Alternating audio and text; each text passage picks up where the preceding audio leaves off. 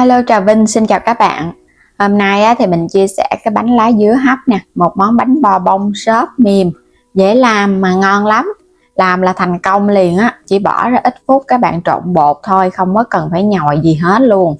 Bánh bông xốp mềm từ trên xuống dưới, béo ngậy nước cốt dừa. Thì bây giờ mời các bạn mình cùng vào bếp thực hiện bánh ngon luôn nha. Đầu tiên là mình dùng ở đây 2 chén bột mì đa dụng 300g. Bên này là 350ml nước cốt dừa, nước cốt phải hơi đặc một chút cho nó béo ngon.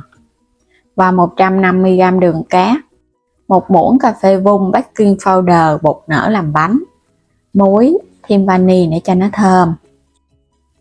Rồi các bạn sẽ cho hết 300g bột mì vào trong thao. Nếu mà không có cân thì các bạn lường bằng chén là 2 chén ăn cơm. 1 muỗng cà phê vung bột nở, nửa chén đường cát. Nửa chén hơi vơi thôi, đừng có bằng nửa chén luôn nha, là nó hơi bị nhiều á, nó ngọt quá cũng ngán. Trộn thật đều sơ qua một cái. Bột nở là mình dùng 5g á. 350ml nước cốt dừa cho hết vô luôn. Nước cốt đặc thì nó béo, còn không thích nước cốt dừa thì các bạn thay bằng sữa tươi là không đường, mình cũng dùng tỷ lệ bằng nhau luôn.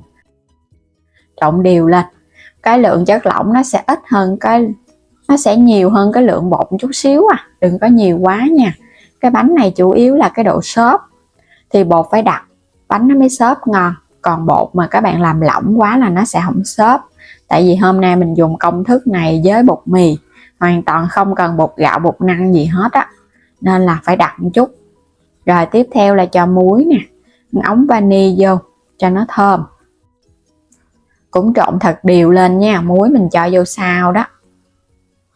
Đây bây giờ bột nó hơi sệt và nó tan lỏng ra. Rồi tiếp theo là các bạn cho màu thực phẩm vô, còn không thích màu thì mình dùng bánh nguyên luôn cũng được. Trộn đều cái màu tinh chất lá dứa, nó sẽ có màu xanh lá dứa. Mình thích cái bánh màu mè nên cho thêm chút xíu. Còn làm bánh trắng thì các bạn hấp lên nó sẽ hơi trắng ngà ngà. Lọc qua cái rây để cho bảo đảm phần bột của mình nó mịn.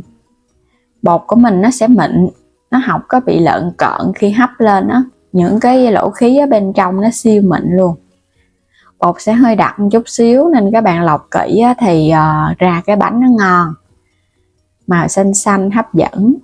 Bánh này phải có nước cốt dừa, chứ đối với sữa tươi thì nó không ngon bằng nước cốt dừa đâu.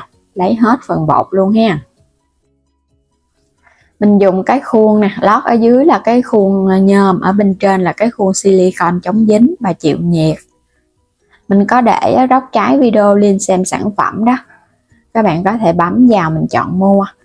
Gót đầy thì cái bánh của mình nó nở vung, còn gót lưng thì nó sẽ nở ít hơn, nó nở lên trên cái miệng tùy ý Nhưng cái bánh xốp này là mình không có cho nó nở nứt đâu.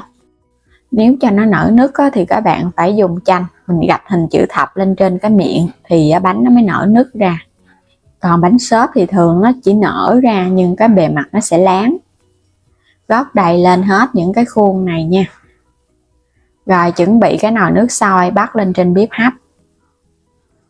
Nước phải đang sôi thì mình hấp lửa cao trong vòng 15 phút để cho bánh nó chín nở đều và nó xốp.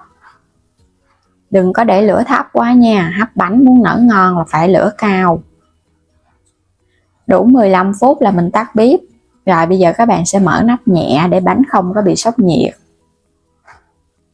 Đây, bánh đã hoàn thành rồi nè các bạn. Nhìn nó nở lên, cái bề mặt nó láng bóng, nhìn là biết nó xốp ngon rồi đó. Sẽ lấy nó ra rồi chờ cho nó nguội nha. Bánh phải nguội, cái độ dai nó nhiều hơn là nóng. Nóng là ăn nó dễ bị mềm, không ngon. Một món bánh bò hấp đơn giản, không cần ủ men gì hết Làm xong là các bạn có thể đem hấp liền luôn. Đơn giản siêu nhanh luôn.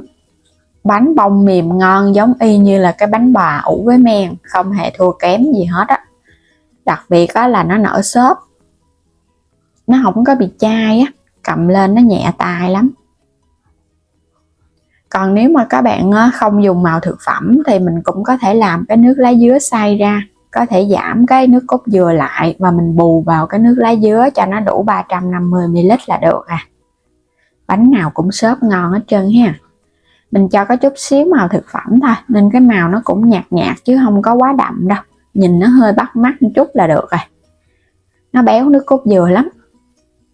Bánh không cần men mà nó béo nước cốt dừa giống y như cái bánh bò men truyền thống vậy đó. Cầm lên nó nhẹ là bánh thành công. Còn các bạn hấp ra mà nó chai luôn á là do bột nở nó hết hoạt động, hoặc cũng có thể là do các bạn làm nước dư nhiều quá.